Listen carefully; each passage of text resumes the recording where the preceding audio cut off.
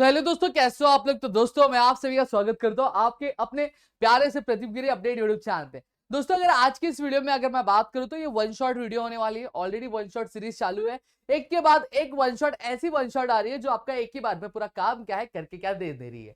Already मैं अगर बात करूं तो मैंने ग्रामर का वन शॉट बना दिया, राइटिंग स्किल का वन शॉट बना दिया, और आज आपकी भरी डिमांड पे आज हम जो है अप्रिसिएशन की भी जो मांग है आपकी क्या भर देंगे, वो वाली मांग नहीं भरेंगे, मतलब मांग है आपकी पूरी क्या कर दे रहे। और साथ ही साथ दोस्तों अगर मैं बात करूं तो अगर आप चाहते हो कि ये जो पीडीएफ है ये मैं आपके लिए क्या करूं, अवेलेबल करवा दूं एप्लीकेशन पे, तो भैया आप वीडियो तो देखते हो, कमेंट नहीं कर दो यार, कमेंट कर दो, थोड़ा मोटिवेट कर दो, थोड़ी तारीफ कर दो हमारी कि कैसा लग रहा है, मजा आ रहा है कि नहीं आ रहा है, तो हमें भी थोड़ा सा अच्छा लग जाए, हम आपके लिए और ऐसी चीज लेकर आए। और एक वीडियो तो ऐसी प्लान किया ना हमने, मतलब काम खत्म वाला, मतलब ऐसा वीडियो कि आप एक वीडियो को देख लोगे ना तो आपको पूरा इंग्लिश का जो प्रिपरेशन है ना, पूरा जो इंग्लिश का जो टेंशन है ना खत्म हो जाएगा। पेपर प्रेजेंटेशन से लेकर आंसर कैसे ढूंढना है पैसेज में, सारी जो ट्रिक्स है वो सारी चीजें मैं बता दूं। ठीक है, चाहिए तो फटाफट कमेंट कर दो और प्यारा सा तारीफ भी कर देना, और वीडियो को शेयर भी कर दो यार, शेयर कर दो, शेयर। ठीक है, तो अब हम क्या बात करेंगे अप्रिसिएशन की। एक चीज मैं आपको बता दूं, जैसा मैंने चमचम बैच को 10th स्टैंडर्ड में अप्रिसिएशन लर्न कराया था, हम वन लर्न वैसे ही करेंगे, बट पैटर्न अब थोड़ा चेंज हो चुका है। वहां पे आपको 5 मार्क्स के लिए आता था, लेकिन अब यहाँ पे अगर मैं बात करूं तो आपको 4 मार्क्स के लिए क्या आपका जो अप्रिसिएशन है वो क्या आता है। और मैंने एक चीज और बताई थी, मैंने बताई थी कि भैया आप जब टाइटल है पोयम का, जो पोएट का नाम है वो आपको क्वेश्चन में दिया हुआ रहता था 10th स्टैंडर्ड में, but when you are in 12th standard तो ये सारी चीजें आपको नहीं दी रहेंगी। तो what you have to do is कि आपको कुछ कुछ हिंट बनाने होंगे। समझ में आ गया? चलो स्टार्ट करते हैं। सबसे पहली चीज, अब अप्रिसिएशन की अगर मैं बात करूं तो सबसे पहला song of the open road. अब यहाँ पे देखो मेरा फंडा बहुत फिक्स है और मैं बहुत अच्छे तरीके से यहाँ पे क्या कराऊंगा। अब song of the open road को ट्रिक कैसे, देखो ये ओपन रोड दिख रहा है, ओपन रोड दिख गया आपको, फिर अगर मैं बात करूं रोड दिख गया, देखो ओपन रोड, तो अगर ओपन रोड आपको बार बार दिख रहा है तो समझ जाना ये तो भाई मेरा song of the open road वाला क्या है, पोयम है। अब देखो, अब एक एक करके मेरी जो ट्रिक है वो ट्रिक मेरी बाहर आ रही यार ये आ गई। अब मेरा पैटर्न बहुत फिक्स है, मेरा लिखने का तरीका हर एक अप्रिसिएशन में फिक्स रहेगा। देखो मैं कैसे बताता हूँ आपको, बस इसको ध्यान से देखते जाना है, ध्यानपूर्वक सारी चीजों को देखते जाना है। और मैं इसको थोड़ा जूम आउट कर दूंगा कि हैंडसम भी दिख रहा थोड़ा सा, तो थोड़ा और इसका कलर और मेरा शर्ट का कलर मैचिंग हो रहा है। ठीक है, अब सबसे पहली चीज क्या है, अब मैंने हमेशा से एक फिक्स टाइटल रखा है मेरे लिखने का तरीका का, और वो आपको हर एक में देखने मिलेगा। देखो, द पोयम टाइटल्ड एज या फिर the poem named as song of the open road is written by the poet Walt Whitman who is an American poet. याद कर सकते हो? हाँ याद कर सकते हो। This extract is taken from the leaves of grass. खत्म, पहला बात खत्म है। देखो यही चीज मैंने यहाँ पे बोली है। देखो, the poem named as song of the open road is written by the poet Walt Whitman, who is an American poet and also known as father of verse। ठीक है, ये हो गया। अब यहां पे देखो, अब the poem does not contain any rhyming word, so the poem is written in the free verse style। देखो यहीं पे ये भी दिखेगा, the poem does not contain any rhyming word, so the poem is written in the free verse style। ठीक है, figure of speech किस लिए होता है? फिगर ऑफ स्पीच भाई अगर बात करूं तो हमारे सेंटेंस को क्या ब्यूटीफुल बनाने, तो वही लिखेंगे। There are many figure of speech used in the poem to beautify the poem, such as alliteration, inversion, personification। अब ये जो मेरा फ्रेमवर्क है ना वो याद कर लो, देखो हर एक में मैं आपको वैसे दिखाऊंगा। There are many figure of speech used in the poem to beautify the poem, such as alliteration, inversion, personification। और यहाँ पे मैंने एक मेन फिगर ऑफ स्पीच भी दिया जिसको हम लोग रेपिटेशन क्या बोलते हैं। अब देखो यहाँ पे आगे फिर क्या दिया है, द इंपॉर्टेंट मैसेज। अब लिख सकते हो, the important message which the poet reflects in the poem are that it gives us to be, that it tell us to be self confident, reliant and to explore the world। ठीक है, तो देखो यही चीज मैंने यहाँ पे भी लिखी है। क्या लिखा देखो, the poem reflects the message that one should be self confident, reliant and explore the world using the abilities and opportunities। और आपको पोएम अच्छी लगेगी नहीं अच्छी लगेगी लिख दो, the poem says that we must live the life happily, leaving the past behind but not forgetting। I like the poem as it inspires me to be positive and to go ahead in my life। देखो ये easy तरीका आपके इस तरीके से learn कर सकते हो। अब ये पूरा पैटर्न फैला दो, देखो the poem named as song of the open road या फिर the poem named as dash dash is written by the poet dash dash dash. Clear हो गया? अब the poem does not cut, अगर राइमिंग वर्ड रहेगा तो उसके लिए the poem contains the rhyming word, so the rhyming scheme for the poem is, जो भी राइमिंग स्कीम रहेगा वो। अगर राइमिंग वर्ड नहीं है तो मैं क्या लिखूंगा, the poem does not contain any rhyming word, so the poem is written in the free verse style. Clear हो गया?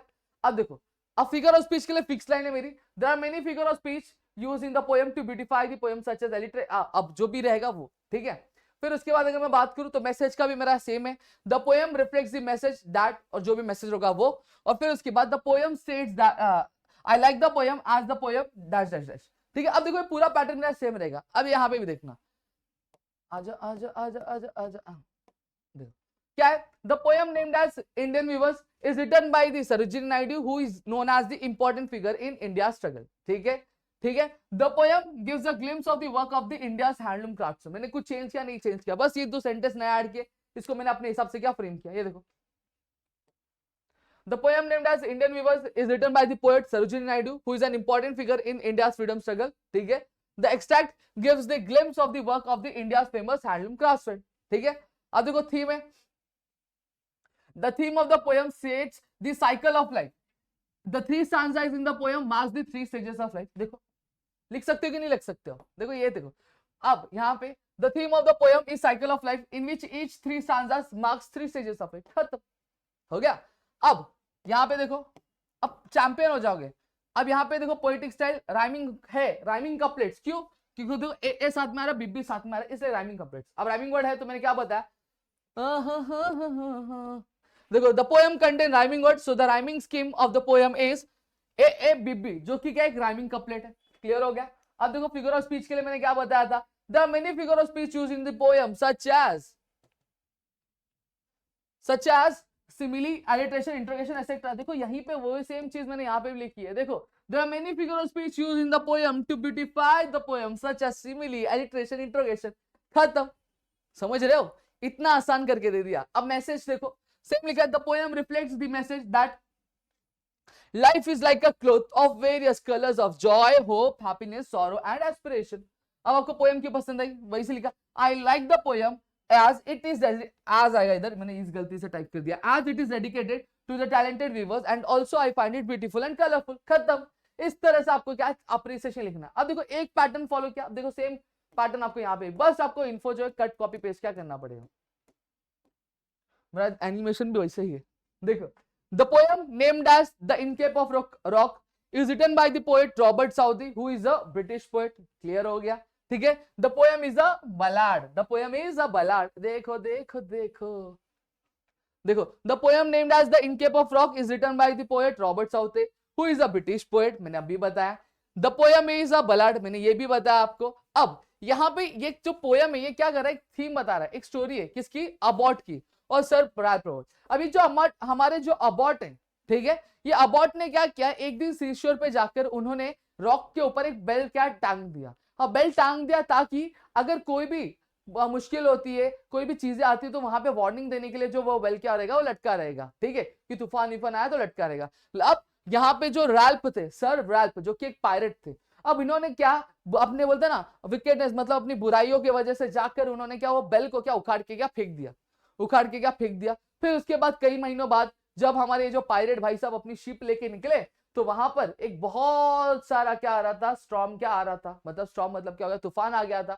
अब यहाँ पे स्टॉर्म आ गया था और वो फिर जाके एक बोलते ना कि एक रॉक था, उस रॉक पे जाके क्या लड़ गए। फिर उनको रियलाइज हुआ कि भैया क्या, कि मैंने उस दिन बेल उखाड़ दिया था और वो मेरे लिए ही क्या हो गया, भारी क्या पड़ गया। यही स्टोरी आपको लिखनी है। देखो यहाँ पे मैंने लिख के दिया क्या, देखो, however a pirate served Ralph the rover in the wickedness occurred the warning bell and sank into the sea।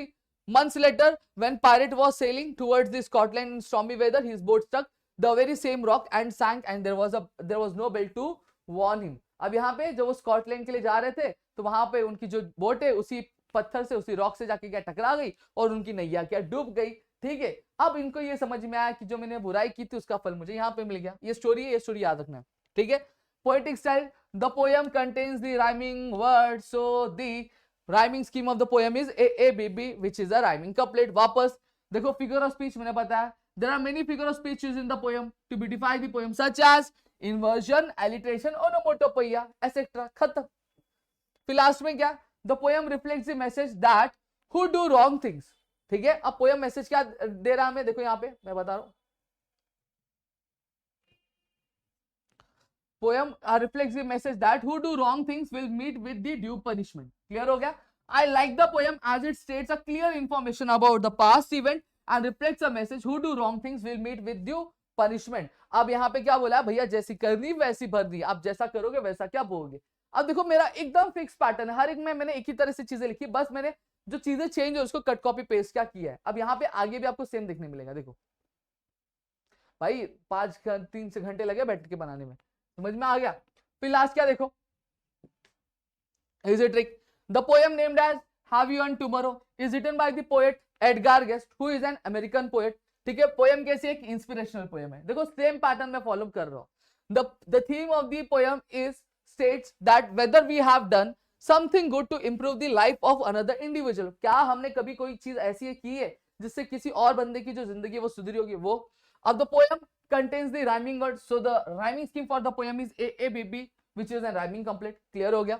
the poet has used many of figure of speech used to beautify the poem such as alliteration and interrogation। देखो अब खुद से आप बना लोगे। The poet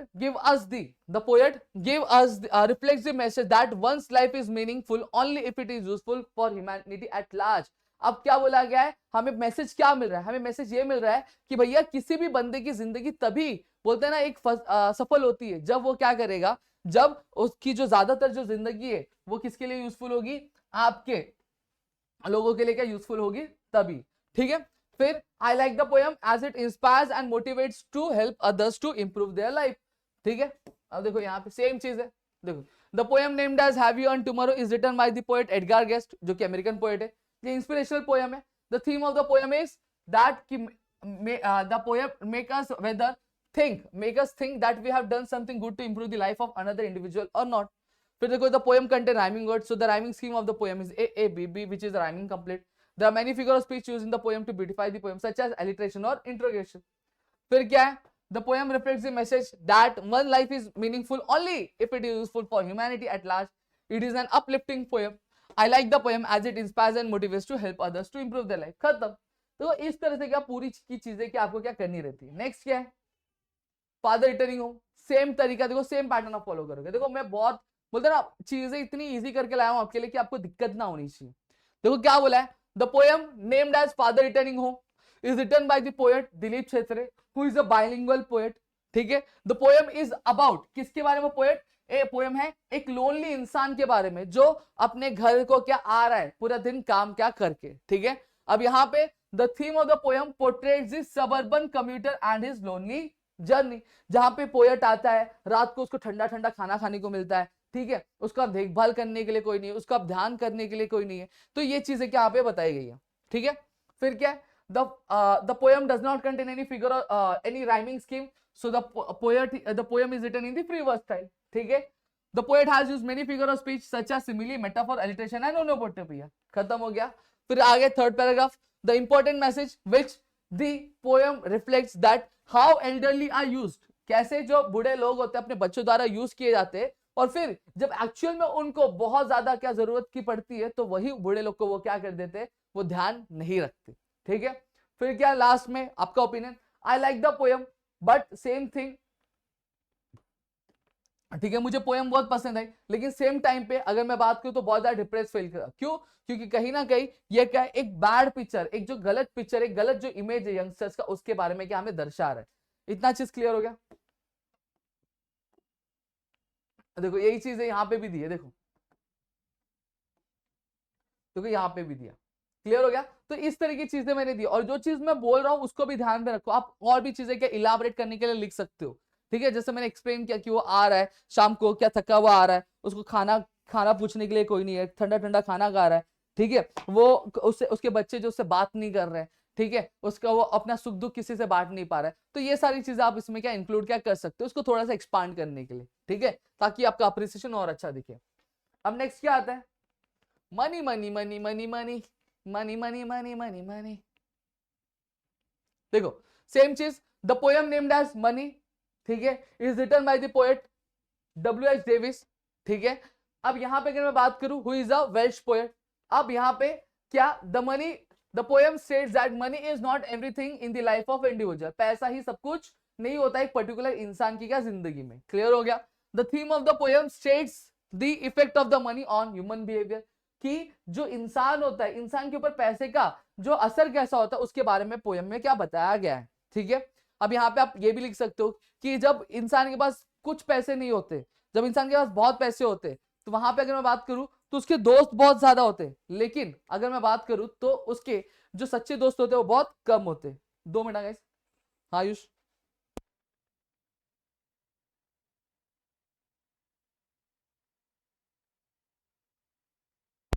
ठीक है, इतना चीज समझा सबको? सॉरी अर्जेंट कॉल तो समझ सकते हैं, गलत मत समझना, स्टूडेंट का कॉल था। ठीक है, इतनी चीजें क्लियर होगी। फिर उसके बाद अगर मैं बात करूं तो आप लिख सकते हो कि जब इंसान के पास पैसे बहुत होते हैं तो उसके दोस्त भी बहुत होते हैं, लेकिन सच्चे दोस्त बहुत कम होते हैं। लेकिन वही जब इंसान के पास पैसे कम होते हैं लेकिन दोस्त उसके क्या कम होते हैं, लेकिन जो दोस्त होते हैं वो क्या होते हैं, उसके सच्चे दोस्त होते हैं। तो ये लाइन भी आप इंक्लूड क्या कर सकते हो। The poem contains the rhyming word, so the rhyming scheme for the poem is ABCB, ABCB, ABCB, ABCB.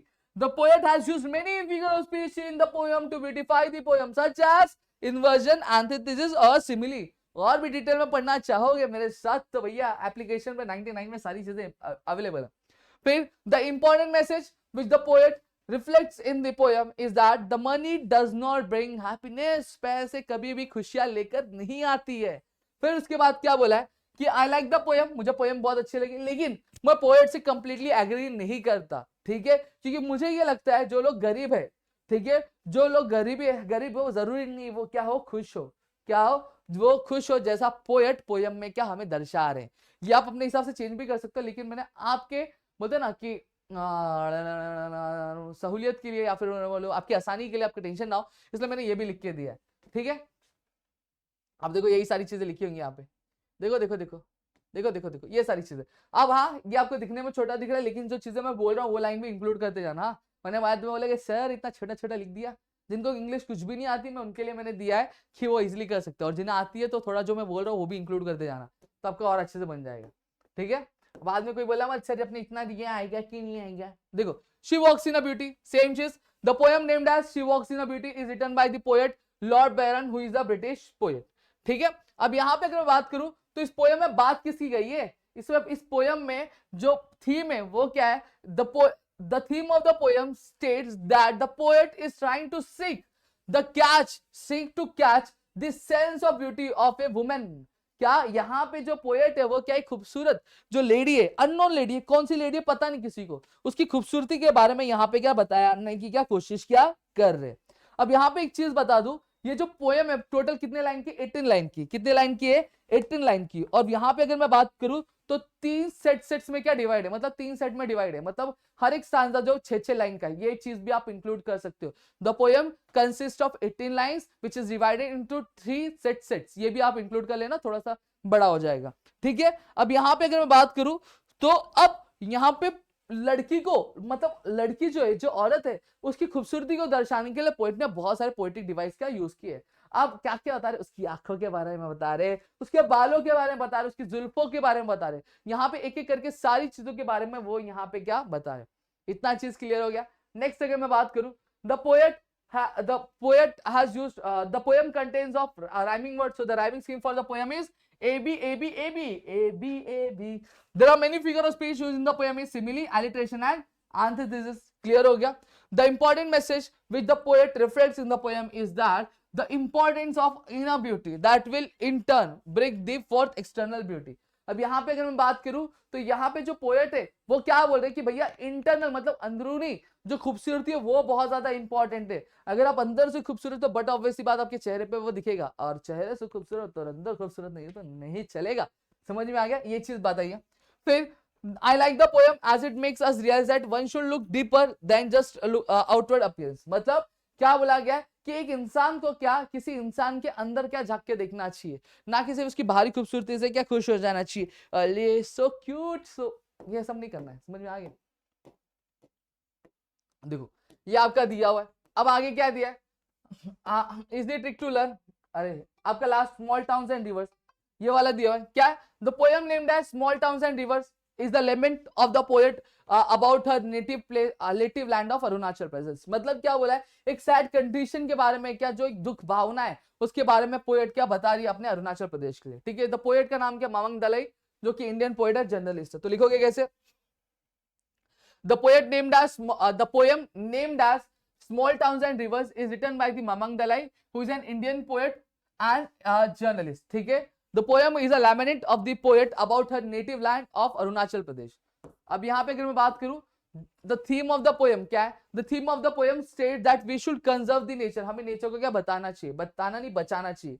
क्या करना चाहिए? बचाना क्या चाहिए। अब यहाँ पे अगर मैं बात करूं, जैसे जैसे अगर मैं बात करूं, जो जैसे जैसे पोएम में जो आपकी पोएट है वो क्या बताना चालू करी, तो कहीं ना कहीं वो हमें डेथ का एक रियलाइजेशन क्या बताती है, जहां पे जब एक डेवलपमेंट आ रहा है तो कहीं ना कहीं नेचर का क्या डिस्ट्रक्शन आ रहा है, जिसकी वजह से आपका जो नेचर की जो खूबसूरती है वो सब क्या होती है, तहस नहस क्या हो जाती है। और हम इंसान अपने फायदे के लिए हम नेचर को क्या कर देते हैं, हम क्या कर देते। इस चीज के बारे में इन्होंने क्या कहा है दोस्तों, समझ में आ गया? इतनी चीजें क्लियर है। और यहाँ पे ये भी बताया कि जो लाइफ है वो परमानेंट है, वो क्या चेंज होती रहती है। फिर लास्ट में आप क्या लिखोगे, the poem the poem has used the poem contains the rhyming word, does not contain the rhyming word, so the poem is written in the free verse style.